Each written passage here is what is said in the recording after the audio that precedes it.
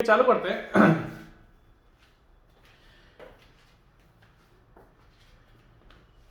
हम लोग steel structures की यूनिट में कनेक्शंस को पढ़ रहे थे। भाई स्टील मेंबर्स की अगर बात करें, स्टील स्ट्रक्चर्स की हम लोग बात करें तो स्टील स्ट्रक्चर्स में तो बहुत सारे मेंबर्स एक दूसरे से जुड़ते हैं। अगर मैं इस फोटोग्राफ की बात करूं तो आप देख सकते हो कि यहां पर एक कॉलम मतलब एक कंप्रेशन मेंबर एक बीम से ज्वाइन हो रहा है। अगर आप देख सकते हो तो यहां पर ये जो कॉलम है वो आपकी बीम से इस जगह पर ज्वाइन हो रहा है, उसको हमने बोल दिया कनेक्शन या ज्वाइंट। ठीक है, तो इस यूनिट में हमने पढ़ा था, चाहे फ्लेक्सुरल मेंबर हो, चाहे कंप्रेशन मेंबर हो, चाहे टेंशन मेंबर हो, स्टील स्ट्रक्चर्स के डिफरेंट डिफरेंट मेंबर्स के बीच में ज्वाइंट होता है, कनेक्शन होता है। और इन ज्वाइंट लाइक अगर मैं बात करूं तो इस बीम, देखो this is beam, this is column, और ये जो कॉलम है और ये जो बीम है इस जगह ये ज्वाइन हो रहे हैं एक दूसरे से, और इसको हम बोलते हैं कनेक्शन या ज्वाइंट। ठीक है,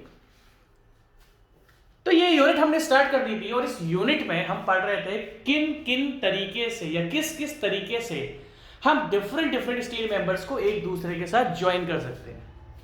तो मैंने आपको बताया था स्टील स्ट्रक्चर में डिफरेंट डिफरेंट मेंबर्स को ज्वाइन करने के लिए हम यूज करते हैं फास्टनर्स। हम यूज करते हैं फास्टनर्स। फास्टनर्स क्या होते हैं? जिनकी हेल्प से हम डिफरेंट डिफरेंट स्टील मेंबर्स को एक साथ ज्वाइन कर सकते हैं। अगर मैं इस स्ट्रक्चर की बात करूं तो इस स्ट्रक्चर में आप ध्यान से देखना, बात आपको शायद ना दिख रहा हो क्योंकि फोटो थोड़ा ब्लर है, मुझे दिख रहा है। अगर मैं बात करूं तो यहां पर एक बीम दूसरे बीम से ज्वाइन हो रही है, यहां पर एक बीम दूसरे बीम से ज्वाइन हो रही है, और इन दोनों के बीच में कनेक्शन इस फास्टनर ने दिया है, और इस फास्टनर का नाम क्या है? बोल्ट्स, जो कि मैं आपको ऑलरेडी पढ़ा चुका हूं। अगर मैं इस बीम टू बीम की बात करूं तो बीम टू बीम में जो कनेक्शन हो रहा है, बीम टू बीम कनेक्शन जो हो रहा है, यहां पर जो हमने फास्टनर्स क्या होते हैं? जो दो मेंबर्स को ज्वाइन करने के काम आते हैं। अगर हम यहां के फास्टनर्स की बात करें तो यहां पर हमने जो फास्टनर यूज करा है वो यूज करे हैं बोल्ट्स। ठीक है, अगर हम इस जगह बात करें तो यहां पर जो कनेक्शन है वो किसकी से बीच में? यहां पर कॉलम और बीम के बीच में कनेक्शन है, जो आपको नहीं दिख रहा होंगे, मेरे को दिख रहे हैं। यहां पर भी क्या यूज करा हमने? बोल्ट्स। तो यहां पर जो हमने फास्टनर यूज करा, इस स्ट्रक्चर मेंबर में जो फास्टनर यूज हो रहा है वो आपका बोल्ट्स है। ठीक है, अब अगर यहां पर मैं देखूं, यहां पर मेरे टेंशन मेंबर है, ठीक है, तो यहां पर आप ध्यान से देखना भाई, देखो यहां पर ये आपकी बीम है, ये आपका टेंशन मेंबर है, मैं पेन चेंज करता हूं, यहां पर ये मेरा बीम है, ठीक है, दिस इज टेंशन मेंबर। वो मैंने आपको बता रखा है टेंशन मेंबर किस तरीके से हम डिटरमाइन कर सकते हैं। ठीक है, टेंशन मेंबर, दैट मींस अगर मैं बोलूं तो यहां पर फ्लेक्सुरल मेंबर है। फ्लेक्सुरल मेंबर क्या होता है आपको अच्छी तरह से पता है क्योंकि यूनिट में कंप्लीट करा चुका हूं, दैट मींस इस यूनिट को 2/3 में कंप्लीट करवा चुका हूं। कहने का मतलब क्या है? बोल्ट्स एंड रिवेट्स में इस यूनिट को कंप्लीट करा चुका हूं, और जो मेरा थर्ड फास्टनर है वो थर्ड फास्टनर अब इस टॉपिक में मैं आपको पढ़ाऊंगा। ठीक है, चालू करते हैं। तो अगर हम आगे की बात डिस्कस करें तो यहां पर ये बीम है, फ्लेक्सुरल मेंबर, यहां पर ये टेंशन मेंबर है, और यहां पर देखा जाए तो एक कॉलम टाइप का दिख रहा है जो कि हमारा कॉलम से ज्वाइन है। ठीक है, तो अगर मैं बोलूं कि यहां पर मैंने एक दूसरे स्टील मेंबर्स को किसकी हेल्प से ज्वाइन करा है, तो आप देख सकते हो यहां पर गोल गोल सा दिख रहा है, हेड, शैंक, टेल। हमने पढ़ा है, हमें यूनिट कंप्लीट कर चुके हैं, बस मैं हल्का सा आपको रिवीजन करा रहा हूं। क्यों करा रहा हूं? ताकि आपको कल की तारीख में, अरे अच्छा दिख रहा है यार, आपको कंफ्यूजन ना हो। यहां पर जो मैंने स्टील के डिफरेंट डिफरेंट मेंबर्स को ज्वाइन करा है वो यूज करा है बाय यूजिंग रिवेट्स। अगर हम आगे की पिक्चर पे चलते हैं तो यहां पर भी आप देख सकते हो, यहां पर different different, like this is beam, this is column. यहां पर हमने बीम टू बीम को भी, देखो अगर आप देखोगे यहां पर हमने, देखो अगर आप इसके कनेक्शन को ध्यान से देखोगे तो यहां पर एक बीम इधर से आ रही है, एक बीम इधर से आ रही है, दैट मींस यहां पर दो बीम्स हैं। बीम को बीम से, बीम टू बीम कनेक्शन को भी ज्वाइन करने के लिए हमने रिवेट्स को यूज करा है। और अगर हम बीम टू कॉलम की बात करते हैं, दैट मींस कंप्रेशन मेंबर की बात करते हैं, तो भी हमने यहां पर रिवेट्स को ही यूज करा है। कहने का मतलब क्या है? अगर आप इस फोटोग्राफ में भी देख सकते हो तो यहां पर भी रिवेट्स है, यहां पर भी रिवेट्स है, दैट मींस बीम में भी रिवेट्स है, हर जगह रिवेट्स है, और यहाँ पर भी रिवेट्स है। दैट मीन्स यहाँ पर जो हमने डिफरेंट स्टील मेंबर्स को, अब वो चाहे फ्लेक्सुरल मेंबर हो, अब वो चाहे कंप्रेशन मेंबर हो, अब वो चाहे टेंशन मेंबर हो, इस स्ट्रक्चर में जो अभी आपको दिख रहा है, इस स्ट्रक्चर में जो हम लोगों ने फास्टनर्स यूज करे हैं, वो फास्टनर कौन सा है? वो फास्टनर है रिवेट्स। वो फास्टनर क्या आपका? रिवेट्स। ठीक है जी, अब आ जाओ इस जगह, क्योंकि ये मेरा ऐसा थर्ड फास्टनर है जो कि बच रहा है। और ये थर्ड फास्टनर कौन सा है मेरा? ये थर्ड फास्टनर है मेरा वेल्डिंग। ये थर्ड फास्टनर क्या है मेरा? वेल्डिंग। यार स्क्रीन हिल रही है क्या? मुझे आप एक सेकंड दो, स्क्रीन मुझे हिलते हुए दिख रही है, एक सेकंड प्लीज वेट करिए। ठीक है जी, हिल तो अभी भी नहीं, बट कोई बात नहीं। अब यहां पर अगर आप देख सकते हो तो यहां पर जो हमने डिफरेंट मेंबर्स को ज्वाइन करा है, जैसे कि मैं एग्जांपल देता हूं, this is beam, this is column. यहां पर जो हमने डिफरेंट मेंबर्स के, स्टील स्ट्रक्चर्स के डिफरेंट मेंबर्स को जो ज्वाइन करा है, यहां पर हमने यूज करा है हमारा थर्ड फास्टनर, जिसको हम बोलते हैं वेल्डिंग। और ये इस यूनिट में मेरा remaining portion, that means 2/3 portion हम इस यूनिट में हम कंप्लीट कर चुके हैं। और जो हमारा लास्ट टॉपिक है वो कौन सा है आपका? वेल्डिंग। ठीक है, अगर आप और आगे पिक्चर्स में जाओ तो वेल्डिंग के मैंने, आप इधर देखो ध्यान से, अगर आप ध्यान से देख सकते हो तो देखो हर जगह यहां पर जो आपने फास्टनर को यूज करा है, यहां पर जो आपने फास्टनर को यूज करा है, वो क्या दिख रही है? अगर आप ध्यान से देखोगे इस फोटो में तो मुझे बहुत सारी चीजें दिख रही है, दिखाता हूं मैं आपको। यहां पर मुझको दिख रहा है बोल्ट, बोल्ट, बोल्ट, और यहां पर मुझको क्या दिख रही है? वेल्डिंग।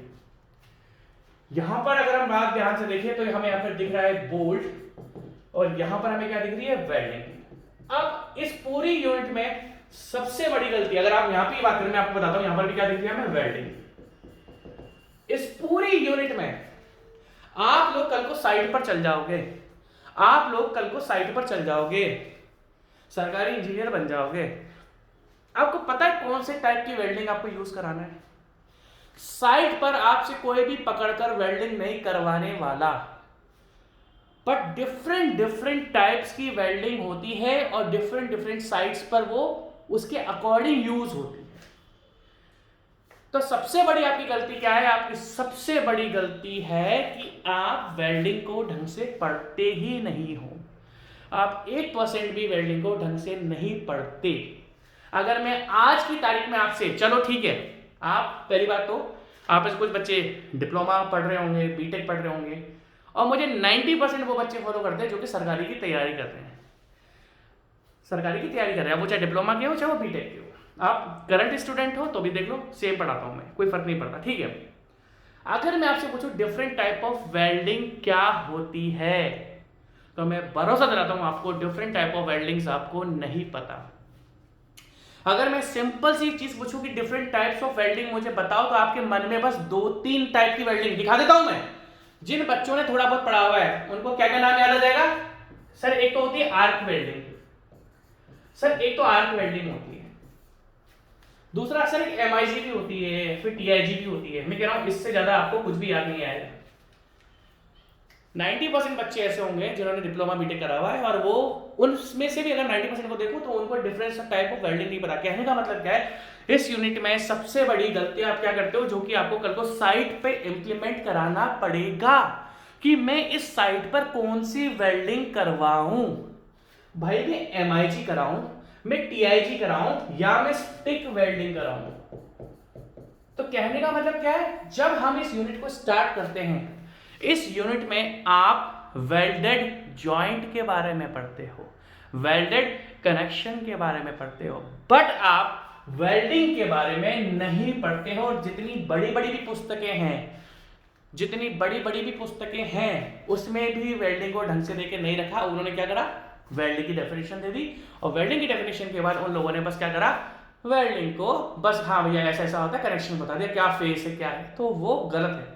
आपको इस यूनिट को अगर स्टार्ट करना है तो सबसे पहले आपको वेल्डिंग सीखना पड़ेगा, क्योंकि कल की तारीख में अगर मैं आपसे बोलूंगा कि आप बोलोगे सर हमें वेल्डिंग कहां पर काम आएगी, हजारों जगह काम पर आएगी। जब आप कंस्ट्रक्शन में पहुंच जाते हो तो बहुत सी जगह स्टील मेंबर्स को यूज करा जाता है। मैं खुद स्टील स्ट्रक्चर्स को यूज मैं खुद स्टील मेंबर्स को यूज कर चुका हूं, जिसमें मैंने बोल्ट्स भी यूज करे हैं, जिसमें मैंने वेल्डिंग भी यूज करी। तो अगर आपको कल की तारीख में ये नॉलेज ही नहीं है कि वेल्डिंग होता क्या है, क्या आपकी साइट पर वो वेल्डिंग अलाउड है या नहीं है। मैं को आप एक सिंपल सा एग्जांपल देता हूं। भैया मुझे एक पाइल फाउंडेशन को कंस्ट्रक्ट करना है। पाइल फाउंडेशन में मान लो हमें जो ग्रेड यूज करनी है वो कौन सी यूज करनी है, M45। और जो आपकी साइट पर जो आपका कॉन्ट्रैक्टर कंक्रीट लेके आ रहा है वो कौन सा है, M20। अगर आपको पता है, आपका जो डिपार्टमेंट का डिजाइनर है, मान लो आप national highway authority of India में हो, तो आपका एक बहुत बड़ा डिजाइनर होगा national highway authority of India में, और आप बोलोगे सर क्या, तो अगर आपसे पूछा जाए कि NHAI जो होती है या कोई भी PWD जो होती है या मिलिट्री इंजीनियरिंग सर्विसेज जो होती है, अगर मान लो आपको एक पाइप फाउंडेशन बनानी है, उसकी जो डिजाइनर ने ग्रेड देकर रखी है वो M45 देकर रखी है, बट आपका कॉन्ट्रैक्टर M20 लेकर आ गया और आपको डिफरेंस ही नहीं पता कि M20 और M45 में क्या डिफरेंस है, तो फिर सेम गोज विद वेल्डिंग। अगर आपको यही नहीं पता कि डिफरेंट टाइप्स ऑफ वेल्डिंग कौन सी होती है, अगर आपको यही नहीं पता कि डिफरेंट टाइप्स ऑफ वेल्डिंग कौन सी होती है और कौन सी वेल्डिंग आपकी साइट पर अलाउड है। भाई साहब जब मैं वेल्डिंग करवा रहा था स्टील स्ट्रक्चर्स में, तो मैं वेल्डिंग को डेली चेक करता था कि क्या ये स्टैंडर्ड मटेरियल जो कि मेरे डिजाइनर ने, जो कि मेरे डिपार्टमेंट के डिजाइनर ने दिया हुआ है, क्या ये वो मटेरियल यूज कर रहा है या नहीं। और जैसा कि मैंने आपको बोला दुनिया भर की डिफरेंट टाइप्स ऑफ वेल्डिंग होती है, क्या मेरी साइट पर इस टाइप की, लाइक मैं बोलता हूं गैस वेल्डिंग होती है, तो क्या मेरी साइट पर गैस वेल्डिंग अलाउड है, क्या मेरी साइट, आप समझने की कोशिश करो। अगर हम, आप जो नॉर्मली देखते हो ना, आप पता कौन सी वेल्डिंग देखते हो, आप देखते हो स्टिक वेल्डिंग।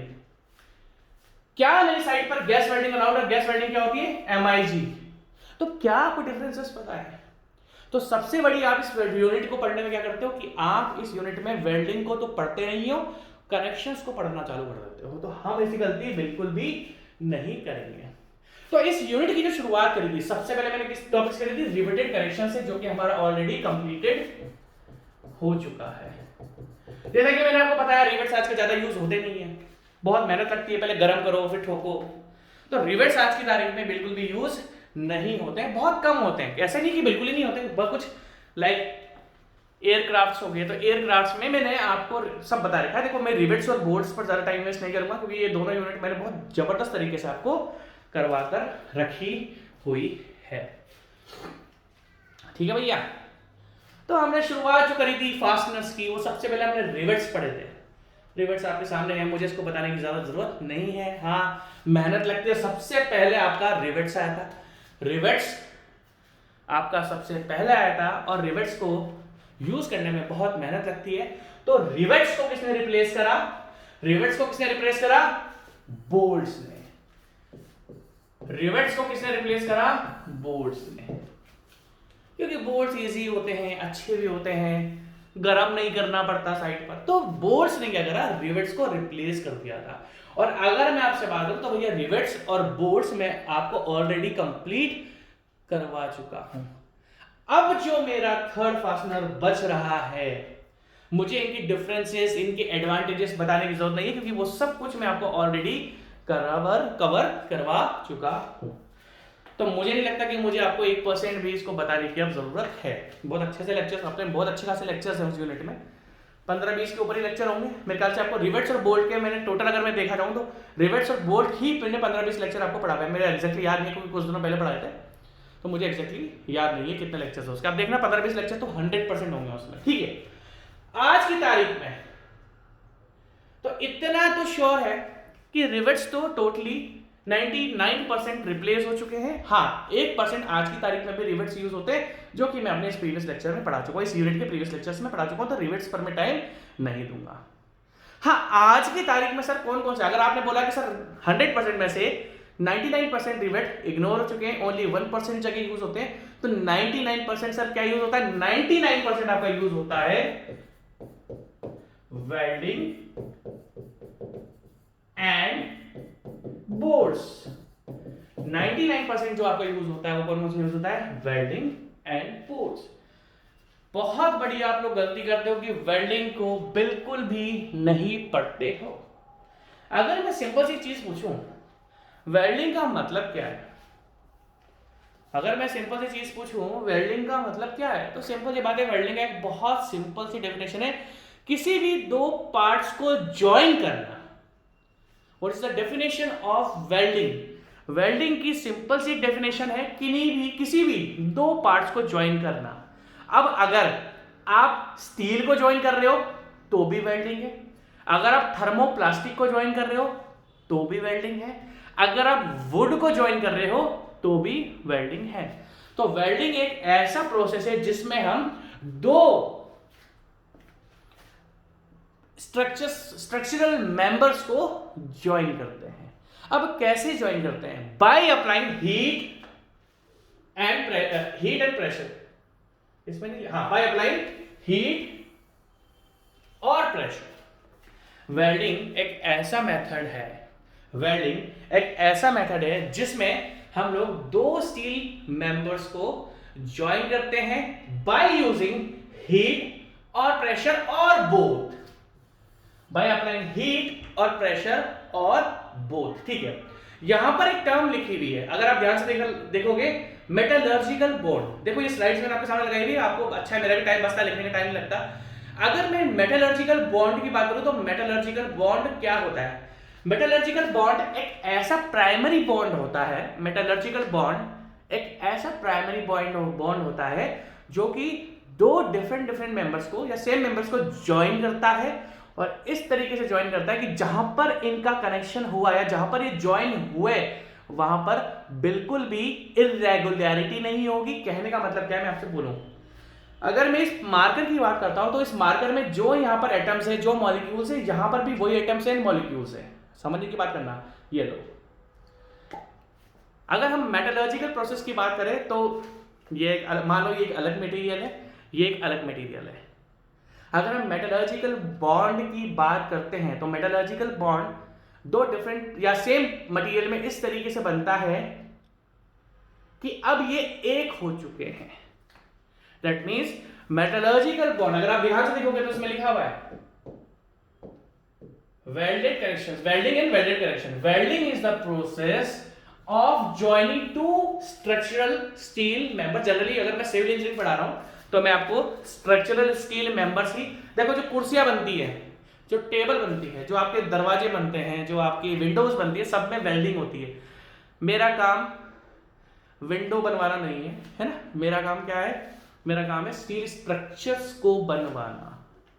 तो सिविल इंजीनियरिंग वेल्डिंग दुनिया भर की जगह पर यूज होती है, वेल्डिंग दुनिया भर की जगह पर यूज होती है, बट मुझे दुनिया भर से मतलब नहीं है, मुझे बस अपने स्टील स्ट्रक्चरल मेंबर से है।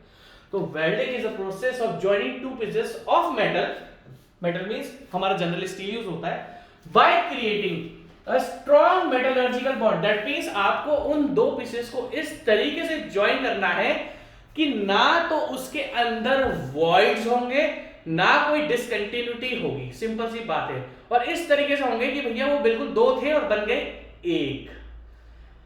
दैट मींस अगर मैं मेटलर्जिकल बॉन्ड की बात करूं, अब ये मेटलर्जिकल बॉन्ड कैसे क्रिएट होता है? बाय यूजिंग हीटिंग और प्रेशर।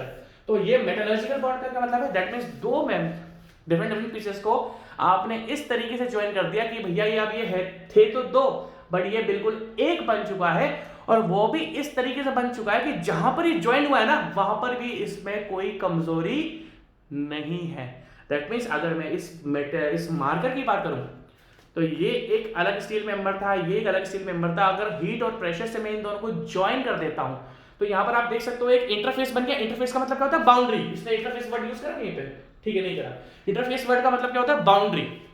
तो अब ये जो बाउंड्री है ना, यहां पर इस तरीके का बॉन्ड बनना चाहिए कि जो प्रॉपर्टी इस मटेरियल की यहां पर है, जो प्रॉपर्टीज मटेरियल की यहां पर है, इस इंटरफेस पे, इस बाउंड्री पर भी सेम प्रॉपर्टी होनी चाहिए। That means in steel structures, in welding we create metallurgical bond between two members by heating और प्रेशर। अगर आप सोचोगे सर प्रेशर से भी वेल्डिंग होती है, हाँ जी, प्रेशर से भी वेल्डिंग होती है। आप ये देख सकते हो, this is heat welding and this is heat plus pressure welding, heat plus pressure welding। और जो जनरली आप लोग देखते हो ना, वो आप हीट वेल्डिंग देखते हो, जो कि इस तरीके से होती है। ठीक है, सिंपल सी बात है। ठीक है, हमें एक सिंपल सी बात करनी है, क्या? देखो, अगर मैं इन दोनों, अभी मैं आपको बिल्कुल डीपली पढ़ाऊंगा, टेंशन लेने की बिल्कुल भी जरूरत नहीं है। ठीक है, अगर आप देख सकते हो तो यहाँ पर हम ओनली हीट प्रोवाइड कर रहे हैं, और इस जगह देखेंगे, आप ध्यान से देखना, यहाँ पर इस प्रोसीजर में ये प्रोसीजर यूज नहीं होता, क्योंकि आप जो जनरली देखते हो इस टाइप की वेल्डिंग देखते हो, इसको हम हीट वेल्डिंग बोलते हैं। अब क्वेश्चन ये उठता है, कौन सी टाइप की वेल्डिंग आप देखते हो? आप जो देखते हो कौन सी टाइप की वेल्डिंग देखते हो? भाई साहब, आप समझने की कोशिश करो, वेल्डिंग मजाक नहीं है। मैं चाहता तो मैं भी आपको वेल्डिंग वही जो आईईएस की बुक्स में लिखा हुआ है ना, वही कॉपी पेस्ट कर दूं, फायदा नहीं है। भाई, इंडिया में सबसे बड़ी किताबें कौन सी है? अगर हम कंपिटिटिव पॉइंट ऑफ व्यू से बात करें तो इंडिया में सर सबसे बड़ी सरकारी जो सरकारी एग्जाम्स की बुक्स हैं वो आईईएस की हैं। 3-4 आईईएस की कोचिंग्स हैं, उनसे बेस्ट मटेरियल कहीं पर भी नहीं है। मैं एक का नाम नहीं लूंगा, एक बेस्ट नहीं है, 3-4 को मिलाते हैं तब बेस्ट बनता है। उन बेस्ट में भी ढंग से नहीं देख रखा है वेल्डिंग को, और मेरा मकसद ये है, मैं आपको एक एग्जांपल देता हूँ। लास्ट ईयर एक लड़का आया था मेरे पास, मतलब अब कॉलेज का नाम तो क्या बोलूँ मैं आपसे, चलो बोल देता हूँ। मेरे पास एक लड़का आया था दिल्ली कॉलेज ऑफ इंजीनियरिंग का। ठीक है, दिल्ली कॉलेज ऑफ इंजीनियरिंग का लड़का 3rd ईयर में वो था, और वो अपनी ट्रेनिंग करने आया था। और भाई साहब, मैं कह रहा हूँ कि वो लड़के ने इतनी मेहनत करी है ना, आपको पता है मेरी लाइफ का सबसे बड़ा, पता नहीं, 2010 में मेरे पास जो मेरा जो इंटरव्यू कंपनी ले रही थी, वो ले रही थी एक तो HCC, हिंदुस्तान कंस्ट्रक्शन, HCC का नाम आपने सुना होगा। ठीक है, उस HCC का मेरा टेक्निकल बहुत अच्छा गया था, उस HCC का मेरा इंटरव्यू भी बहुत अच्छा गया था। HCC कंपनी बता रहा हूँ आपको, हिंदुस्तान कंस्ट्रक्शन, ठीक है, कंपनी, हिंदुस्तान कंस्ट्रक्शन कंपनी। उस HCC कंपनी ने बस मुझसे ये पूछा, चलो ठीक है, आपने टेक्निकल, पहले हमारे कहा था, पहले रिटर्न होता था, कॉलेज में ही सबको बिठा दिया, रिटर्न होता था, रिटर्न के बाद इंटरव्यू होता था। उस इंटरव्यू में उस बंदे ने मुझसे पूछा कि भैया तुम अपनी ट्रेनिंग के बारे में बताओ, और मैंने अपनी ट्रेनिंग में समोसे खाए। बस समोसे खाने का मतलब पता है क्या होता था? मैं अपनी ट्रेनिंग में, मेरा आपने नाम सुना होगा, रावत भाटा atomic power plant, RAPP, Rawat भाटा एटॉमिक पावर प्लांट। अब रावत भाटा एटॉमिक पावर प्लांट में क्या है भैया, अपने ट्रेनिंग का तो कर लिया कि चलो 3rd ईयर के बाद ट्रेनिंग पे जाएंगे। अब वहाँ पर ट्रेनिंग में कुछ भी नहीं सीखा मैंने। वहाँ पर क्या होता था यार, वो कुछ सब्सिडी मिलती थी। वहाँ पर क्या है, वहाँ पर समोसा वो सस्ता मिलता था। लाइक अगर बाहर मार्केट में 5 रुपये का समोसा मिल रहा है, तो वहाँ पर आपको 1 रुपये का समोसा या 1.5 रुपये का समोसा मिलेगा, 2 रुपये का समोसा मिलेगा। जो बाहर 50 रुपये की थाली मिलती थी, वहाँ पर वो 10-12 रुपये की। तो दैट मीन्स मैं वहाँ पर बस यही आता था, घूमा, न्यूक्लियर पावर प्लांट सुना ना, न्यूक्लियर रिएक्टर कोटा में है, रावत भाटा एटॉमिक पावर, कोटा में नहीं, कोटा से थोड़ा सा दूर है। ठीक है, तो वहां पर मैंने बस ये करा। तो कहने का मतलब समझो, जब पिछले साल मेरे पास 3rd ईयर का बच्चा आया था, उस लड़के ने जो मेहनत करी है ना भैया, मेरे पास ट्रेनिंग के लिए आया भाई, हम तो साइट पे थे, तो भाई आ गया लड़का, डिपार्टमेंट्स में लड़के आते रहते हैं यार। उसने जो ट्रेनिंग करी है ना, दिल्ली कॉलेज ऑफ इंजीनियरिंग का वो लड़का था, अरे भैया मैं आपको कहता हूँ, वो कल की तारीख में एक बहुत अच्छा इंजीनियर बनेगा। मुझ जैसा इंजीनियर बना बाद में। मैंने अपने बीटेक में कुछ नहीं करा, मुझे अपने बीटेक में ये भी ढंग से नहीं पता था कि स्ट्रेस और स्ट्रेन में मेजर क्या डिफरेंसेस हैं, डिफरेंट टाइप ऑफ स्ट्रेसेस क्या होता है, ये तक नहीं पता था मुझको। मैंने अपने कॉलेज के बाद में चीजें गेन करी। चलो कोई बात नहीं। तो कहने का मतलब क्या है कि चीजों को मैं आपको बता रहा हूँ कि वो जो लड़का मेरे पास लास्ट टाइम एलियर आया था, वो लड़का कल की तारीख में जब सरकारी एग्जाम निकालेगा ना, मैं आपको गारंटेड बोलता हूं कि वो बहुत ही शानदार इंजीनियर बनेगा, क्योंकि उसमें मैंने लगन देखी है साइट पे चीजों को समझने की। तो मैं जो आपको पढ़ा रहा हूं ना, वो फालतू नहीं पढ़ा रहा हूं, आपको पढ़ना पड़ेगा, ताकि आप कल को जब जाओगे ना साइट पर, आप एक पक्के इंजीनियर बन के जाओ, और हर बंदा आपसे पूछे कि भैया तू पढ़ कहां से रहा है, ठीक है, तूने कहां से पढ़ा है जो तेरे को इतनी नॉलेज है। चलो कोई बात नहीं। तो अगर हम देखें तो यहां पर हम दो चीज, देखो, एक मेंबर ये रहा, दूसरा मेंबर ये रहा, इन दोनों का हम जो अप्लाई कर रहे हैं वो हीट से कर रहे हैं, और हीट भी बहुत तरीके की होती है, अभी मैं आपको आगे सब बताऊंगा। और यहां पर हम क्या कर रहे हैं, यहां पर एक मेंबर ये रहा फर्स्ट, सेकंड मेंबर ये रहा, प्लस यहां पर हम प्रेशर, ये देखो इधर कहा गया, ये आप यहां पर प्रेशर भी अप्लाई कर रहे हो। तो वेल्डिंग को ये मत समझना आप बोलोगे सर आप अभी हमें क्यों बता रहे हो, मैं आपके पास भेजे में, मैं अभी आपको ये एक्सप्लेन नहीं कर रहा हूं, मैं आपको बस एक चीज बता रहा हूं, वेल्डिंग ओनली हीट से नहीं होती है। आप बस अपने दिमाग में रखना कि आप अपना सिंपल सी चीज सोच लेना कि वेल्डिंग ओनली हीट से नहीं होती है। वेल्डिंग, हीट और प्रेशर एंड बोथ। ये आपको अगर आप बोलोगे आज की तारीख में हमने क्या गेन करा, आप बोलोगे सर वेल्डिंग ओनली हीट से नहीं होती है, हीट से भी होती है, प्रेशर से भी होती है, दोनों से भी होती है। यहां पर मैं आपके सामने एग्जांपल लिखा मैंने, तो यहां पर हम इस इलेक्ट्रोड की हेल्प से, भाई इलेक्ट्रोड से, इस इलेक्ट्रोड की हेल्प से हम करंट, दैट मींस इलेक्ट्रोड्स में करंट होता है, यहां पर आप हीट प्रोवाइड करते हो और हीट के साथ आपने फोर्स भी लगा रखा है, और अब इन दोनों के बीच में देखो वेल्डिंग हो रही है। This is weld joint. मैं सब पढ़ाऊंगा, बहुत डिटेल में पढ़ाऊंगा, और गारंटी बोलता हूँ पूरे इंडिया में इतना घुस के किसी ने नहीं पढ़ाया होगा जितना घुस के मैं आपको पढ़ाऊंगा। ठीक है जी, सिंपल सी बात है। अब अगर मैं आपसे सिंपल सी बात पूछूं तो हम कहां तक आ गए थे? Welding is a process of joining two pieces of metal by की रेटिंग, ये सब पढ़ा चुका हूं मैं आपको, अभी जस्ट पढ़ा है। Metallurgical bond between them by heating और pressure of both, and this joining, और जहां पर आप उसको जॉइन कर देते हो उसको हम क्या बोलते हैं? Welded connection. हम उसको क्या बोलते हैं? Welded connection. ठीक है जी, अभी आप चलो लिख लो, कल को आपकी तारीख में लिख लो, और आप चाहो तो ये फोटो भी बना सकते हो, अगर आप बना सकते हो तो बना लो, क्योंकि ये आपको बुक्स में कहीं पर भी नहीं मिलेगा। ठीक है जी, आगे चालू करते हैं। अब बात ये आती है कि सर ठीक है, समझ में आता है वेल्डिंग, अभी मैं आपको वेल्डिंग की बाल की खाल निकाल के दिखा दूंगा। बाल की खाल मतलब समझ रहे हो, बहुत डीपली पढ़ाऊंगा आपको मैं, बहुत ही ज्यादा डीपली पढ़ाऊंगा मैं वेल्डिंग, आपको बेफिक्र रहो। अगर हम बात करें सर जनरली वेल्डिंग में इक्विपमेंट्स क्या यूज होते हैं, इक्विपमेंट एंड टूल्स। अभी आप टेंशन मत लेना, मैं आपको सब बताऊंगा। भाई सिंपल सी बात है, अगर आपसे मम्मी से पूछो, मम्मी आलू का पराठा कैसा बनता है, तो बोलेगी बेटा आलू के पराठे में आटा लगता है, तेल या घी लगता है, आलू भी लगता है, नमक भी लगती है, मिर्ची भी लगती है, हरी मिर्ची भी लगती है, लाल मिर्ची भी लगती है। तो दैट मीन्स अगर आपसे मैं ये पूछूं कि कढ़ाई पनीर में क्या क्या डलता है, तो कुछ लोगों को कढ़ाई पनीर के बारे में पता होगा, कुछ लोगों को कढ़ाई पनीर के बारे में नहीं पता होगा। अब जिसको कढ़ाई पनीर बनाना आता है उसको सब कुछ पता होगा, भैया इसमें राई डलती है या नहीं डलती है, इसमें इमली डलती है नहीं डलती है।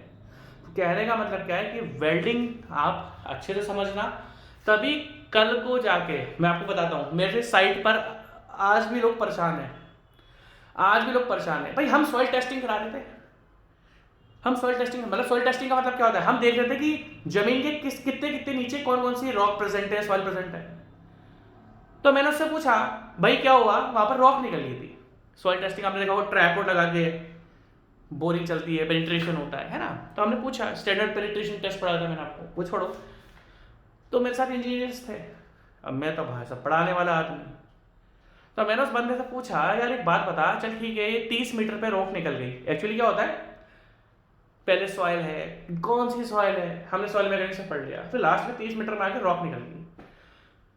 वो रॉक थी क्वार्टजाइट, वो रॉक कौन सी थी, क्वार्टजाइट रॉक थी वो। तो मैंने उससे पूछा यार इधर ये क्वार्टजाइट रॉक कौन सी रॉक होती है, सेडिमेंट्री रॉक होती है, मेटामॉर्फिक रॉक होती है, इग्नियस रॉक होती है। तो कहने का मतलब क्या है, वो पता है क्या बोला, अरे सर आप तो पढ़ाते हो तो इस चक्कर में आपको सब पता है। तो कहने का मतलब क्या है कि अगर आपको साइट पर अपनी नॉलेज के जलवे दिखाने ना, तो आपको मेरा लेक्चर बड़ा घुस के देखना पड़ेगा, तभी टाइम पास मैं भी कर सकता हूं, बट करूंगा नहीं। ठीक है, तो सबसे पहले अगर हम वेल्डिंग इक्विपमेंट्स की बात करें, मैंने आपको वेल्डिंग इक्विपमेंट्स क्यों बोला, क्योंकि ये किसी भी किताब में लिखा हुआ नहीं है, बताते ही नहीं है यार। मैं बोलता हूं कि आईएएस की बुक्स बहुत अच्छी है, बट उसमें भी कुछ चीजें मिस है। और अगर आप पूरा वेल्डिंग चैप्टर खोल देते हो तो भैया मेरे कम से कम ये तो बता, मतलब ये तो हो गया आलू का पराठा टेस्टी है, आलू का पराठा स्पाइसी है, अरे भैया आलू के पराठे में डलता क्या क्या है वो भी तो आपको बताना है। तो वेल्डिंग इक्विपमेंट्स की बात करें, टूल्स की बात करें, तो सबसे पहले आती है हमारी वेल्डिंग मशीन, जो कि करंट से चलती है। This is welding machine, this is welding machine. और आप देख सकते हो कि इस वेल्डिंग मशीन से एक नोजल टाइप या एक गन टाइप जॉइन है, इसको बोलते हैं वेल्डिंग गन, वेल्डिंग गन। भैया देखो पढ़ना है तो ढंग से पढ़ो, वरना फिर पढ़ा तो सभी रहे, पढ़ा तो सभी रहे। ठीक है, तो ये सबसे पहले वेल्डिंग मशीन इस तरीके से आप देखोगे डीसी से चलती है। ठीक है, और इस मशीन से क्या होता है, इलेक्ट्रिक करंट पास होता है, और इस इलेक्ट्रिक करंट से अब देखो समझने की बात है, इस मशीन में क्या होता है, इलेक्ट्रिक करंट होता है, इलेक्ट्रिक करंट से हीट जनरेट होती है। इस मशीन में क्या होता है, हम इसको कनेक्शन प्रोवाइड कर देते हैं अपने साइट पर, और साइट पर फिर क्या होता है, ये जो आप गन देख रहे हो, इस गन में क्या प्रेजेंट होता है, क्या डेवलप होता है, इस गन में हीट डेवलप होती है। तो this is welding machine and this is heat gun, welding gun, सब कुछ बोलते हैं इसको, है ना, ठीक है। अब आगे सबसे जबरदस्त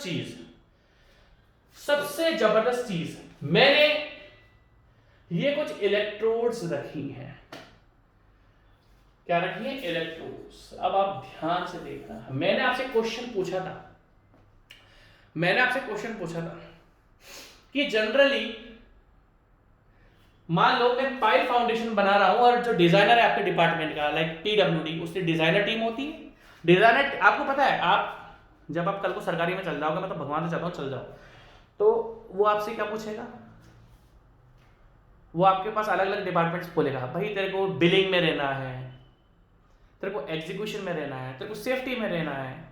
एक डिपार्टमेंट्स के बहुत सारी विंग्स होती हैं, और एक होती है डिजाइनिंग विंग। डिजाइनर विंग आपको बताता है क्या पाइप, देखो मान लो मैं तो एग्जीक्यूशन वाला आदमी हूँ। एग्जीक्यूशन मतलब जो साइड पर खड़े होकर काम करवाता है, हाँ भाई डाल कंक्रीट, डाल अच्छे से डाल, चल स्लम टेस्ट करा, चलो बता क्या क्या एग्रीगेट है इसके अंदर, है ना, हम वो करते हैं। मैं तो एग्जीक्यूशन वाला बंदा हूँ। एग्जीक्यूशन का मतलब पता है, जो बंदा साइड पर खड़ा होकर हाँ भैया धूप में काम करवाता है, ठीक है। मैं डिजाइनर नहीं हूँ, हाँ, बट जो डिजाइनर लिखता है ना, वो एक एक चीज मुझे समझ में आती है, और बहुत प्रिसाइज डिजाइनर है हमारा, बहुत जबरदस्त डिजाइनर है। सरकारी डिपार्टमेंट में जाओगे, बहुत अच्छे अच्छे डिपार्टमेंट, वो मतलब आप किसी भी डिपार्टमेंट में चल जाओ, लाइक सरकारी में चल जाओ, प्राइवेट में चल जाओ, जो डिजाइनर्स होते हैं ना, वो बहुत धांसू होते हैं। आप किसी भी डिपार्टमेंट में जाओगे कल की तारीख में, तो इनके डिजाइनर्स की जो नॉलेज होती है ना भैया, उनसे पंगा नहीं ले सकते आप। चलो कोई बात नहीं। तो मैंने आपसे एक एग्जांपल दिया था कि मेरे को पता लगा कि भैया जो पाइप फाउंडेशन है वो आपको M35, M45 या किसी भी चीज से करानी है, और कॉन्ट्रैक्टर आपका M20 ग्रेड लेके आ गया। तो क्या होता है, कंक्रीट के केस में आप बहुत अच्छी तरीके से, कंक्रीट के केस में आप लोग बहुत अच्छी तरीके से जज कर लोगे कि भाई मेरे M45 ग्रेड यूज करनी है पाइप फाउंडेशन में, बट तू जो लेके मेरे पास आया है वो M20 ग्रेड लेके आया है। क्योंकि इन केस ऑफ कंक्रीट आप बहुत अच्छी तरीके से घुसकर पढ़ते हो, और कल को अगर वो M45 या M35 की जगह आपके पास M20 ग्रेड लेके आएगा, तो आप उसको पकड़ लोगे। अरे मैं बोलता हूं, कल को आपको स्ट्रक्चरल स्टील मेंबर्स या स्ट्रक्चर बनाना है, आपको स्टील स्ट्रक्चर बनाना है, तो भैया कौन सी ग्रेड यूज करोगे, ये आप लोग नहीं पढ़ते हो। और भैया मैं आपको गारंटेड बोल रहा हूं, जब किसी आप डिपार्टमेंट में चल गए, वो आपको वेल्डिंग के सारे स्पेसिफिकेशन, सारे स्टैंडर्ड स्पेसिफिकेशन देगा कि तेरे को इससे वेल्डिंग करानी है, इस टाइप की वेल्डिंग करानी है, और कौन सी ग्रेड ऑफ वेल्डिंग, या मैं बोलूं कौन सी ग्रेड ऑफ इलेक्ट्रोड यूज करनी है। अब आप बोलोगे सर इलेक्ट्रोड्स क्या है, अगर आप बोलोगे इलेक्ट्रोड्स क्या है, तो ये एक ऐसा मटेरियल है जो कि वेल्डिंग के काम में, आपने देखा होगा जो वेल्डिंग मशीन होती है और जो उसकी गन होती है, गन के आगे एक स्टिक सी निकली होती है। आप समझने की कोशिश करो मेरी बात। अब अगर हम जनरली बात करें तो देखो दो चीज है, ध्यान से देखना। वो वेल्डिंग वाला फोटो कहां गया था ना, वेल्डिंग वाला फोटो आ गया क्या, इधर आओ, देखो ये रहा, इसको मिटा दो ना, ठीक है। अगर आप ध्यान से देखो तो यहां पर आपको एक स्टिक दिख रही है, स्टिक देखो, मैं दिखाऊं आपको, यार आप थैंक यू बोलो, मुझे पढ़ा था बहुत अच्छा हूं, मैं तारीफ करूंगा। देखो दिस इज, यहां पर एक वेल्डिंग गन, ये वेल्डिंग गन है, अभी देखना वेल्डिंग गन, और इस वेल्डिंग गन के आगे इसने एक स्टिक पकड़ी हुई है, इस स्टिक को बोलते हैं हम इलेक्ट्रोड्स। क्या बोलते हैं हम, इलेक्ट्रोड्स। अब इस इलेक्ट्रोड्स का काम क्या होता है, अब इलेक्ट्रोड्स होती है दो टाइप की, consumable and non consumable. Electrodes होती हैं भैया आपके दो टाइप की, एक इलेक्ट्रोड होती है आपकी कंज्यूमेबल और दूसरी इलेक्ट्रोड होती है आपकी नॉन कंज्यूमेबल। अब आप ध्यान से देखना, आपको बहुत ध्यान से देखना पड़ेगा। अगर आप देख सकते हो तो यहां पर दो मटेरियल है या दो मेंबर्स है, दिस इज बेस मटेरियल। जिन मटेरियल को या जिन मेंबर्स को हम ज्वाइन करते हैं उनको बोलते हैं, और उन मेंबर्स का जो मटेरियल होता है उसको हम बोलते हैं बेस मटेरियल। मान लो मुझे दो बीम्स ज्वाइन करनी है, दीज आर टू बीम्स, ये दो बीम है, तो बीम का जो मटेरियल होगा या कॉलम का जो मटेरियल होगा या किसी भी एनी स्ट्रक्चर स्टील मेंबर, उसका जो मटेरियल होता है, जो दो हमें ज्वाइन करने हैं, उसका जो मटेरियल है उसको हम बोलते हैं बेस मटेरियल। अब सर ये इलेक्ट्रोड का काम क्या है? ये इलेक्ट्रोड्स होती है जनरली दो टाइप की, एक होती है कंज्यूमेबल और एक होती है नॉन कंज्यूमेबल। अब मैं आपको बताता हूं, अब आपको ये पता नहीं लगेगा क्यों, क्योंकि आप टीआईजी नहीं जानते हैं, टंजस्टन इनर्ट गैस। ये आपकी एक टाइप की वेल्डिंग है, टीआईजी। होता है क्या है मैं आपको बताता हूं। एक आपकी स्टिक वेल्डिंग जो आप नॉर्मली हर जगह देखते हो। स्टिक वेल्डिंग में क्या होता है भैया, ध्यान से देखना, कल को थैंक यू बोला था मुझे। स्टिक वेल्डिंग में क्या होता है, ध्यान से देखना, हमें जो दो मेंबर्स ज्वाइन करने हैं, हमें जो दो मेंबर ज्वाइन करने हैं उसको हम बोलते हैं बेस मटेरियल। और इन दोनों के बीच में अगर आप देखोगे तो एक मटेरियल आपको और दिख रहा है, इसको हम बोलते हैं फिलर। इसको हम क्या बोलते हैं? Filler, FILLER, filler. तो एक हो गया बेस मटेरियल, दैट मींस जिन मेंबर्स को आप ज्वाइन कर रहे हो उनका जो मटेरियल है वो तो हो गया आपका बेस मटेरियल, और जिनको आप ज्वाइन कर रहे हो वो हो गया, मतलब जिन दोनों को आप ज्वाइन कर रहे हो उसका जो मटेरियल होगा बेस मटेरियल, और जो यहां पर अलग से मटेरियल दिख रहा है उसको हम बोलते हैं फिलर। अब आप ध्यान से देखना क्या होता है फिलर। अब इस इलेक्ट्रोड्स की कहानी बताते हैं। ये इलेक्ट्रोड्स अलग अलग टाइप की होती हैं। मैं आपके सामने दो चीजें लेता हूं, मैं आपके सामने दो डिफरेंट टाइप्स ऑफ वेल्डिंग ले रहा हूं। एक होती है stick welding, STIC, stick welding. अभी मैं आपको आगे सब बताऊंगा, आप मत ये मत सोचना कि सर आपने बिना पढ़ाया अभी आपको बता दिया। मैं आपको बता रहा हूं, आगे मैं सब डिटेल में पढ़ाऊंगा, शिकायत वाली बात ही रहेगी। अगर हम स्टिक वेल्डिंग की बात करते हैं और एक मैं बात करता हूं TIG, ये दो डिफरेंट टाइप की वेल्डिंग है। एक्चुअली एक मेन वेल्डिंग की दो ब्रांचेस है। अभी आप देखते हैं ना यार, बहुत धांसू स्टील स्ट्रक्चर्स, मजाक थोड़ी है स्टील पढ़ाना, और अपन स्टील के बहुत महारथी हैं सीरियसली, ठीक है। स्टिक वेल्डिंग की बात करता हूं जो कि आप आम तारीख में देखते हैं, और एक होती है TIG। इसमें जो इलेक्ट्रोड्स यूज होती है, अगर आप ध्यान से देखोगे यहां पर इसने क्या लगा रखा है, इलेक्ट्रोड लगा रखा है। अगर मैं स्टिक वेल्डिंग की बात करता हूं तो ये जो इलेक्ट्रोड है ना, ये इलेक्ट्रोड आपकी मेल्ट होती है और यहां पर ज्वाइन हो जाती है। और अगर मैं आपसे TIG की बात करता हूं, टंजस्टन इनर्ट गैस, तो टंजस्टन का मेल्टिंग पॉइंट बहुत ज्यादा होता है। मेरी बात ध्यान से सुनना। अगर मैं देखो स्टील स्ट्रक्चर से मजाक में तो बिल्कुल लेना मत, वरना कल की तारीख में आप बोलोगे सर क्या पढ़ा दिया, ठीक है। अगर हम स्टील स्ट्रक्चर्स की बात करते हैं, अभी सारी डिफरेंट टाइप्स और दुनिया भर की वेल्डिंग भाई पढ़ाएगा, आपका टेंशन ना लो, बट हम एग्जांपल लेते हैं कि दो डिफरेंट टाइप की वेल्डिंग से, एक होती है स्टिक वेल्डिंग जो आप देखते हो, जो आप देखते हो ना आप सबको काम करते हुए, वो स्टिक वेल्डिंग होती है। और एक होती है टंजस्टन इनर्ट गैस, TIG वेल्डिंग। अभी सब बताऊंगा, A to Z बताऊंगा, MIG क्या है, TIG क्या है, सब बताऊंगा, आपको टेंशन ना लो। अगर मैं टंजस्टन इनर्ट गैस की बात करूं तो मैंने आपको क्या बताया था, ये जो इलेक्ट्रोड्स होती हैं जो आगे लगी थी वेल्डिंग गन की, ये दो टाइप की होती है। एक होती है कंज्यूमेबल और दूसरी होती है नॉन कंज्यूमेबल। अभी कंज्यूमेबल का मतलब क्या है, इधर वाले फोटो पे आ जाओ। अगर आप इस फोटो पे ध्यान से देख सकते थे तो मैंने आपसे क्या बताया था कि बेस मटेरियल को, जो मेंबर्स आप ज्वाइन कर रहे हो उसका जो मटेरियल उसको मानते हैं बेस मटेरियल, और इलेक्ट्रोड का मटेरियल जो इन दोनों को ज्वाइन करने में हेल्प कर रहा है उसका हम बोलते हैं फिलर। अगर मैं स्टिक वेल्डिंग की बात करूं तो स्टिक वेल्डिंग का मेल्टिंग पॉइंट कम होता है, तो जैसे ही इलेक्ट्रिक करंट हम उसमें चालू करते हैं उसमें हीट जनरेट होती है, और हीट जनरेट होने से क्या होता है, जो स्टिक वेल्डिंग में इलेक्ट्रोड लगाई हुई होती है वो इलेक्ट्रोड मेल्ट होकर उन दोनों मेंबर्स के बीच में आती है। अगर आप ध्यान से देखोगे, ध्यान से देखो, मैं दिखाता हूं ना आपको,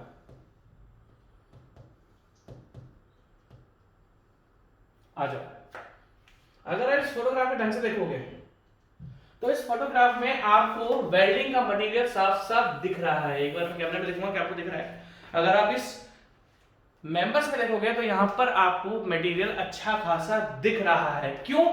क्योंकि जो इलेक्ट्रोड मेल्ट हुई, दैट मींस वो यहां पर चिपकी है, उसको हम बोलते हैं फिलर। तो तो दैट मींस कंज्यूमेबल का मतलब क्या है कि जो इलेक्ट्रोड आप यूज कर रहे हो वो मेल्ट होगी और मेंबर्स के ऊपर जाकर ज्वाइन हो जाएगी, और ठंडा होने पर वो दोनों मेंबर्स आपके ज्वाइन हो चुके होंगे। याद रखना, लाइफ टाइम याद रखना, जब भी साइट पर वेल्डिंग कराओ कभी भी उस वेल्डिंग को टच मत करना, बहुत गर्म होती है। अरे जो टेम्परेचर स्टील को मेल्ट करते हैं उस टेम्परेचर को कभी भी हाथ से टच मत करना, उस टेम्परेचर को कभी भी हाथ से टच मत करना। तो कहने का मतलब क्या है, अब अगर हम आगे की बात डिस्कस करते हैं, अगर मैं आपसे आगे की बात डिस्कस करूं तो कैटमीन्स जो इलेक्ट्रोड्स होती हैं वो दो टाइप की होती है, एक होती है कंज्यूमेबल और एक होती है नॉन कंज्यूमेबल। कंज्यूमेबल में जो इलेक्ट्रोड आप यूज करोगे वो इलेक्ट्रोड मेल्ट होके एज अ फिलर की तरह आपकी ज्वाइन हो जाती है। और वहीं पर अगर मैं आपसे बात करूं नॉन कंज्यूमेबल, तो नॉन कंज्यूमेबल क्या है, TIG. What is TIG? टंजस्टन inert gas. टंजस्टन का मतलब क्या होता है, एक ऐसा मेटल है जिसका मेल्टिंग पॉइंट बहुत हाई होता है। दैट मींस अगर मैं स्टिक वेल्डिंग यूज करता हूं तो वो मेल्ट होगी और मेंबर्स के बीच में ज्वाइन हो जाएगी। और अगर मैं नॉन कंज्यूमेबल की बात करता हूं तो नॉन कंज्यूमेबल में टंजस्टन की इलेक्ट्रोड होती है जो कि मेल्ट नहीं होती, और टीआईजी जनरली जो ज्वाइनिंग करता है, टीआईजी जो जनरली ज्वाइनिंग करता है वो किसके कारण करता है, टीआईजी ज्वाइनिंग करता है बाय ओनली हीट। और जो आपका फिलर है टीआईजी के केस में दैट मींस टीआईजी मेल्ट नहीं होती। अब आप अगर ध्यान से देखो तो मेरे ख्याल से आपको थोड़ी बहुत चीजें पता लग चुकी है। अब अगर मैं जनरली हम स्टिक वेल्डिंग की बात करते हैं जो कि आप सबसे ज्यादा देखते हो, इसका ये मतलब नहीं कि मैं आपको बताऊंगा नहीं भाई, हमने देख लिया स्टिक वेल्डिंग में क्या होता है, ये एक इलेक्ट्रोड होती है जो कि मेल्ट होती है और मेल्ट होने के बाद वहां पर चिपक जाती है जहां पर हम दो मेंबर्स को ज्वाइन कर रहे हैं। और यहां पर जहां पर आप वेल्डिंग कर रहे हो आपको एक अलग से मटेरियल दिखता है, एक मेटल दिखता है, उसको हम बोलते हैं फिलर। अब अगर आप इलेक्ट्रोड्स की बात करोगे तो इलेक्ट्रोड्स जनरली दो पार्ट में होता है, एक पार्ट जो बाहर निकला हुआ होता है और दूसरा पार्ट जो कि उसके ऊपर कोटिंग होती है। This is metal and this is coating. जो इलेक्ट्रोड होती है जो वेल्डिंग गन के आगे लगी हुई होती है, इसके अंदर आपके दो मटेरियल्स होते हैं। एक तो होता है मेटल जिसको हम बोलते हैं फिलर, जिसको हम बोलते हैं फिलर। ये जो आगे का पॉइंट निकला ना ये आपका फिलर है। दैट मींस ये मेल्ट होगा और जहां पर आप कनेक्शन बना रहे हो तो वहां पर जाकर ये चिपक जाएगा। इस फिलर के ऊपर होती है एक लेयर जिसको हम बोलते हैं कोटिंग और फ्लक्स। क्या आपने कभी भी सोचा है कि जो इलेक्ट्रोड होती है उसके ऊपर ये जो कोटिंग होती है वो क्यों होती है? मैं आपको बता देता हूं। कल को जब आप साइट पर चल जाओगे तो आपको सबसे पहले एक बात पता रखनी है कि जो भी स्टील आप यूज करवा रहे हो उसके अंदर कोरोजन तो नहीं है, उसके अंदर कोरोजन तो नहीं है। कोरोजन देखा होगा आपने, स्टील लाल पड़ जाता है। क्यों? क्योंकि जो स्टील के अलॉयज होते हैं वो एटमॉस्फेरिक ऑक्सीजन के साथ रिएक्ट करता है, और कोरोजन से क्या होता है, स्टील के ऊपर जब पपड़ी निकलने लग जाती है, एक थिन सी लेयर निकलने लग जाती है कोरोजन में, उस कारण क्या होता है स्टील के जो थ्रेड्स होते हैं, रिब्स होते हैं, वो डैमेज हो जाते हैं। जो स्टील के रिब्स होते हैं वो डैमेज हो जाते हैं, उस कारण क्या होगा, स्टील की होल्डिंग पावर भी वीक होती है और स्टील की टेंसाइल स्ट्रेंथ भी वीक हो जाती है। तो आपको याद रखना है कि जब भी आप साइट पर काम करवाओगे, जब भी आप लोग साइट पर काम करवाओगे, आपको स्पेशली ध्यान रखना है कि जो स्टील आप यूज करवा रहे हो उसके अंदर कोरोजन तो नहीं है। अब एक बात ध्यान से देखो, इधर जब हम वेल्डिंग करते हैं तो वेल्डिंग के समय पे भी जो मेटल होता है वो अपनी लूज स्टेट में होता है, दैट मींस वो मेल्टिंग स्टेट में होता है, और उसके जो अलॉयज होते हैं वो एटमॉस्फेरिक एयर से रिएक्शन करने लग जाते हैं, और एटमॉस्फेरिक रिएक्शंस के कारण स्टील में ऑक्सीडेशन होना चालू हो जाता है। तो आप हमेशा ध्यान रखना, ये जो प्रोटेक्टिव लेयर लगाइए ये ऑक्सीडेशन को रोकती है। That means on electrodes why a layer is present to avoid oxidation of steel. Oxidation में क्या होता है, जो अलॉयज हैं स्टील के वो आपके रिएक्ट करने लग जाते हैं विद एटमॉस्फेरिक एयर, और ऑक्सीडेशन के बाद कोरोजन होता है, कोरोजन से स्टील की प्रॉपर्टीज लूज हो जाती हैं। हमने बहुत सारे स्टील, आप बिलीव नहीं करोगे, हमने बहुत बार 6 टन 7 टन स्टील जो खराब था उसको रिजेक्ट कर दिया। क्यों? क्योंकि उसके अंदर कोरोजन था। देखो ऑक्सीडेशन इनिशियल स्टेज होती है, फिर होता है कोरोजन, जिसमें स्टील की लेयर्स निकलनी चालू हो जाती है, स्टील के जो रिब्स होते हैं, थ्रेड्स होते हैं, वो डैमेज होना चालू हो जाते हैं। तो दैट मीन्स ये आपको ध्यान रखना है कि ये जो कोटिंग, अब हाँ आपके दिमाग में बात आ रही है कि सर ये जो इलेक्ट्रोड का जो फिलर है, आपने बोला है मेटल है, सर इलेक्ट्रोड, आपके दिमाग में एक चीज आ सकती है कि सर ये जो इलेक्ट्रोड का फिलर होता है ये किस चीज का बना, क्या आपने कभी लाइफ में सोचा है? पूरी वेल्डिंग निपटा देते हो, आपको मैं पूछूं कि ये जो फिलर होता है जो जाके उस जगह को भरेगा, देखो जब हम हीट करते हैं तो वहां पर थोड़ी सी जगह बन जाती है, अगर हम जब हीट करते हैं तो वहां थोड़ा सा पोर्शन कॉन्ट्रैक्ट हो जाता है, उस कॉन्ट्रैक्शन को भरने के लिए हम लोग फिलर का यूज करते हैं। मेरी बात ध्यान से सुनना। अगर मैं पूछूं मुझे बताओ ये जो इलेक्ट्रोड में फिलर होता है, ये फिलर कौन से मटेरियल का बनता है? तो सिंपल सा, ये जो आपका मेटल होता है ना, जो पिघल के, जो मेल्ट होके आपकी जहां पर जगह बन जाती है, वर्ड्स बन, या फिर थोड़ा सा कैविटी बन जाती है, छोटी सी, मतलब थोड़ी सी जगह बन जाती है, उसको भर देता है। भाई समझ लो मेरी बात, जैसे आपने देखा होगा एक ऐड आता था पहले एमसील का। एमसील का होता है कि जहां पर वो छेद होता है उस एमसील को वहां लगा दो, और ऐसे आपका मान लो आपका कोई नल है, नल में से लीकेज हो रहा था, वहां पर एक एमसील ही बोलते हैं उसको, एमसील लगाते हैं ताकि उसमें से पानी ना निकले। तो एमसील को आप वेल्डिंग ही समझो, जो एमसील आप लगा रहे हो वो फिलर है, जो वहां पर जगह बन गई उसको हम उस फिलर से फिल करते हैं। फिलर का मतलब ही क्या है? फिल करना। जो जगह बन गई है, जो है, जब आप हीट करते हो, हीट करने के बाद थोड़ी बहुत जो जगह बन जाती है उसको हम फिल कर देते हैं बाय यूजिंग फिलर। अब आपके दिमाग में बात आना चाहिए कि जो फिलर होता है, ये फिलर किस किस मटेरियल का बनता है, क्योंकि हम पूरी वेल्डिंग निपटा देंगे और बच्चों को ये पता नहीं लगता कि सर ये जो फिलर होता है, ये फिलर आपका किस चीज का होता है। तो सिंपल सी बात है, ये जो मटेरियल, ये पहली बात तो मेटल होता है, फिलर जो होता है ये होता है मेटल। और इस मेटल में आप क्या क्या यूज कर सकते हो? फिलर में आप यूज कर सकते हो आपका कास्ट आयरन आप यूज कर सकते हो, ठीक है, माइल्ड स्टील यूज कर सकते हो। ये चीज आपको ध्यान रखनी है, ये जो फिलर का मेटल है, ये फिलर का जो मेटल है ये कौन कौन सा होता है आपका? भाई आपने कास्ट आयरन बोल दिया, हाई कार्बन स्टील बोल दिया, माइल्ड स्टील बोल दिया। मैं लिख देता हूं, कास्ट आयरन, माइल्ड स्टील, ठीक है जी, हाई कार्बन स्टील, ये वहां जाकर ज्वाइन हो जाएगा जहां पर भी हम वेल्डिंग कर रहे हैं। और इसके ऊपर जो कोटिंग होती है वो होती है फ्लक्स, जो कि स्टील का वेल्डिंग के समय ऑक्सीडेशन को रोकता है। अगर ये फ्लक्स आपने यूज नहीं करा जो उसके ऊपर होता है, तो फिर आपका स्टील के अंदर ऑक्सीडेशन, ऑक्सीडेशन से कोरोजन, कोरोजन से स्टील की स्ट्रेंथ गई। सिंपल सी बात है, ठीक है जी। हाँ, अब अगला क्वेश्चन क्या आता है? अगला क्वेश्चन आपके सामने आता है कि ये जो कोटिंग होती है, ये कोटिंग भैया किस चीज का? तो एक मटेरियल होता है सेल्यूलोज, सेल्यूलोज। तो ये जो कोटिंग होती है वो जनरली किस चीज की बनी हुई होती है? आपकी सेल्यूलोज की बनी हुई होती है, टाइटेनियम की बनी होती है। सेल्यूलोज जनरली पूछा जाता है, ठीक है। और आयरन पाउडर की बनी हुई होती है, आयरन पाउडर। तो मैंने क्या बोला, जो इलेक्ट्रोड होती है, जो आपका हीट भी प्रोवाइड करेगा, जो आपका, समझ रहे मेरी बात? ये इलेक्ट्रोड जो आपकी है, ये इलेक्ट्रोड आपका फिलर है। इस इलेक्ट्रोड के अंदर एक होता है मेटल जो कि फिलर होता है, जो कि कास्ट आयरन का होता है, माइल्ड स्टील का होता है, हाई कार्बन स्टील का होता है। और जो हमारा फ्लक्स है वो किस किस का होता है? सेल्यूलोज का, आयरन पाउडर का। आप इसको लिखो क्योंकि हमने मिटाऊंगा इसको, आप इसको लिख लो क्योंकि अब मैं इसको मिटाने वाला हूं, ठीक है जी, ठीक है। अब अगर हम आगे की बात डिस्कस करें,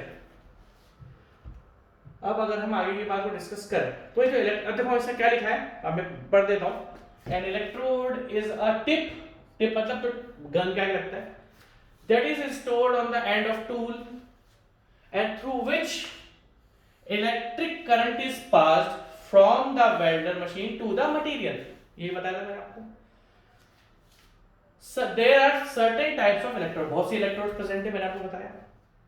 Also electrode is used for MIG, metal inert gas। MIG क्या होता है? Metal inert gas. मैं आपको आगे सब बताऊंगा, तो आपको ध्यान रखना है। और आपने मैंने कहा था TIG, TIG में क्या होता है? देखो जो इलेक्ट्रोड्स हम स्टिक वेल्डिंग या MIG वेल्डिंग के लिए यूज करते हैं, जो इलेक्ट्रोड्स हम, ये कंज्यूमेबल होती है, मतलब ये चिपक जाएगी वहां पर जाके। बट अगर मैं TIG वेल्डिंग के electrode, the electrodes for the TIG welding are made from non consumable tungsten, क्योंकि इसका मेल्टिंग पॉइंट बहुत ही ज्यादा हाई होता है। इसका काम मौलिक का प्रोवाइड क्या होता है? बस मैं हीट प्रोवाइड करूंगा, ठीक है। अब जनरल ग्रेड्स ऑफ जो इलेक्ट्रोड है वो कौन कौन सी है? 6010, 6011। अभी आपको ज्यादा पढ़ना नहीं है, बस आपके भेजे में ध्यान रखो, हमें ज्यादा पढ़ना नहीं है। भाई 6010, 6011, 6012, 6013, 7018 एंड 7024। अब आपकी साइट पर ये हो सकता है कि भैया आपको जो इलेक्ट्रोड यूज करनी है वो 6012 यूज करनी है, तो आप ध्यान से रखना कॉन्ट्रैक्टर क्या करता है, कभी कभी 6010 ले आता है। तो ये चीजें आपको ध्यान रखनी है कि डिफरेंट डिफरेंट टाइप्स की इलेक्ट्रोड्स होती हैं। और आपके डिजाइनर ने, अगर आप स्टील स्ट्रक्चर बनवा रहे हो, आपको पता है, ये मत सोचना कल को आप पीडब्ल्यूडी में चल जाओगे ना तो भी आपको स्टील स्ट्रक्चर्स कभी ना कभी बनवाने ही पड़ेंगे, कभी ना कभी वेल्डिंग को यूज करना ही पड़ेगा। अब आप बोलोगे सर डिफरेंट डिफरेंट ग्रेड्स किस चीज की है, लाइक 6010 है या फिर आपका सर ये 6011 है, 6012 है, तो सिंपल सी बात है, हर ग्रेड का स्पेसिफिकेशन रहेगा। लाइक जो 6010 इलेक्ट्रोड है वो पाइप वेल्डिंग के लिए यूज हो जाएगी आपकी जनरली, ठीक है। जो आपकी 6011 है वो एसीडीसी करने के लिए छोड़ो, जो आपकी 6012 है वो जनरल पर्पस, लाइक कुछ भी काम होता है 6012 सबसे ज्यादा यूज होती है, ठीक है। इसमें लिख देता हूं एक बार, आप किसी वेल्डर की दुकान में जाओगे तो वो भी 6012 ग्रेड को यूज कर रहा होगा, ठीक है। बट आपको ध्यान रखना पड़ेगा कि भैया मेरे मेंबर्स के लिए देखो 6013 है जो अंदर तक जाए, मॉडरेट पेनिट्रेटिंग, 7018 है लो टू मॉडरेट कार्बन। तो ये चीजें मैं आपको वैसे आगे बताऊंगा, इस पे ज्यादा ध्यान देने की जरूरत आपको है नहीं, ठीक है जी। लिख लो इसको अगर आप लिख सकते हो तो, क्योंकि ये बहुत काम आने वाली है आपकी, ठीक है जी। अब तो इलेक्ट्रोड्स का मैंने आपको थोड़ा रफ आइडिया दे दिया, मैं आगे आगे आपको और डिटेल में पढ़ाऊंगा, थोड़ा आपको ध्यान रखना, ठीक है। और क्या क्या जरूरत होती है भाई, हेलमेट होता है, क्योंकि देखो जब स्पार्किंग, जब हम वेल्डिंग करते हैं तो स्पार्कल्स जो होते हैं, स्पार्किंग हमारी आंखों में आ सकती है, तो हम क्या कर सकते हैं, auto darkening welding helmet. Auto darkening का मतलब क्या है, आपने देखा होगा कि जब भी वेल्डिंग करते हैं तो लोग एक हेलमेट से पहन के रखते हैं अपने फेस के सामने। उसके बहुत सारे फायदे हैं। एक तो जो स्पार्कल्स उसके अंदर से निकल रहे हैं वो आपकी आंखों के अंदर नहीं जाए, पहला फायदा तो क्या हो गया कि स्पार्कल्स आपके अंदर आंखों के अंदर नहीं जाए। दूसरा फायदा क्या हो गया, ये ऑटो डार्कनिंग है, जब भी हम वेल्डिंग करते हैं तो वो काला हो जाता है, और काला होने से हमें दिखता है कि हम सही पॉइंट पर वेल्डिंग कर रहे हैं या नहीं कर रहे हैं। और जब आप वेल्डिंग नहीं करते तो ये वापस से सफेद हो जाता है। आपने देखा होगा जब हम बचपन में थे तो वो सन ग्लासेस आए थे जो धूप में निकलते ही काले हो जाते थे, और जब हम घर के अंदर आते हैं तो वो वापस से ट्रांसपेरेंट हो जाते हैं, है ना, हम देख सकते हैं उसमें से। तो कहने का मतलब क्या है, कहने का मतलब ये है कि हमें एक तो, अगर मैं आपसे बात करता हूँ वेल्डिंग इक्विपमेंट्स की, तो एक तो हमें वेल्डिंग मशीन चाहिए, वेल्डिंग मशीन के बाद हमें इलेक्ट्रोड्स चाहिए, इलेक्ट्रिसिटी सप्लाई, करंट की सप्लाई भी चाहिए, वो मिल जाती है कहीं पर भी। उसके बाद हमें ऑटो वेल्डिंग हेलमेट चाहिए। ऑटो वेल्डिंग हेलमेट क्या होता है, जो हम वेल्डिंग करते हैं तो हम अपने फेस के सामने हेलमेट लगाते हैं, ताकि जब देखो कोई भी, देखो अगर मैं आपका मोबाइल का फ्लैश लाइट है, अगर मैं आपकी आंख के पास ले आऊंगा, मान लो मोबाइल का फ्लैश लाइट ऑन करके मैं आपके आंख के सामने ले आऊं तो आप देख नहीं सकते, आप देख नहीं पाओगे ढंग से। तो ऑटो डार्कनिंग हेलमेट का काम क्या होता है कि जब आप उसको, भाई देखो जब हम हीट प्रोवाइड करते हैं तो लाइट प्रोड्यूस होती है, लाइट से हम देख नहीं पाते हैं, तो ये काला हो जाता है, और उस कारण हम उसमें, ये क्या होगा, ऑटो जैसे ही आप उसमें लाइट आएगी, स्पार्कल्स आएंगे, हीट प्रोवाइड करोगे तो ये काला हो जाता है, और जिस कारण आप देख सकते हो वहां पर। और जब आप काम नहीं करते हो तो ये व्हाइट हो जाता है। तो एक होता है आपका ऑटो लाइट डार्कनिंग व्हाइट। दूसरा क्या होता है, वेल्डिंग शूज, भैया जूते बचाने, कभी भी ध्यान रखना प्लास्टिक के जूते नहीं होने चाहिए, दैट मींस सिंथेटिक मटेरियल्स आपका नहीं होना चाहिए, लेदर बेस्ट है। जब भी वेल्डिंग करो, क्योंकि आपने देखा होगा वेल्डिंग में से चिंगारियां निकल कभी करती हैं, जब भी आप वेल्डिंग करोगे तो वेल्डिंग करने के टाइम आप हमेशा लेदर को यूज करोगे, सिंथेटिक मटेरियल बिल्कुल अवॉइड है, सिंथेटिक मटेरियल बिल्कुल अवॉइड है। हाँ ग्लव्स करना है, ग्लव्स हाथ में नहीं लग जाए, ग्लव्स ले लो, ठीक है, ये थोड़ी चीज है उसका लगाना, ठीक है। तो आज के लेक्चर में मैं यहाँ पर आपका स्टॉप करता हूँ, और नेक्स्ट लेक्चर में मैं आपको और ही ज्यादा detail different types of welding के बारे में आपको पढ़ाऊंगा। Take care, bye bye.